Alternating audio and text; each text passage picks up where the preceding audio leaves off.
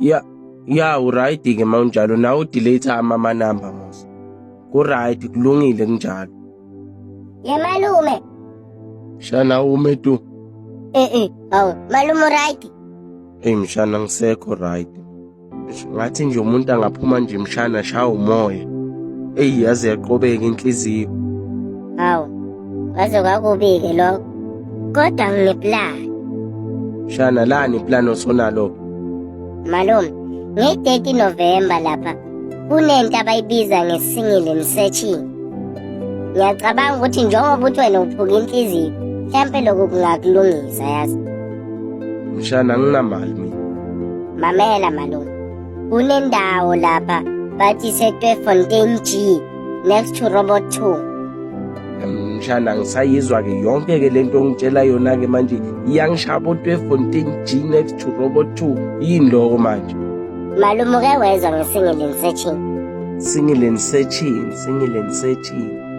Kuthi udinga umuntu ozozwana naye mhlambe usingile kodwa kunomuntu omfunayo.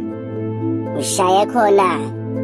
Yabona nge-30 November siyahamba siyalapha eTweefontein.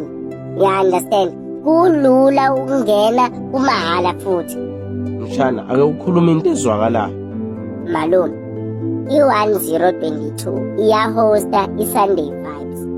I-Sunday Vibes leyo kunalento bathi i-single and searching. I-single and searching ngesingisi bathi kwe-heart find their match. Uthola umuntu wakho lapha wangempela. Ukungena lapha kumahala. Imvenu yakhona ilapha le ndawo eTweefontein G next to Robot 2. Bayayazi abase-Witbank. Siyabema wonke umuntu abe khona lapha nathi siyobe silapha. Umusic lineup kuno Mr Masuku lapha, kuno DJ Msandi ne-The Endless DJ. Nge-30 November. Yezwa malume. Mshana maye ngoba wena ngithemba izinto ezishiwo nguwe. Manje nawe bafuna labantu bathola. Ku-Facebook useshe i-1022.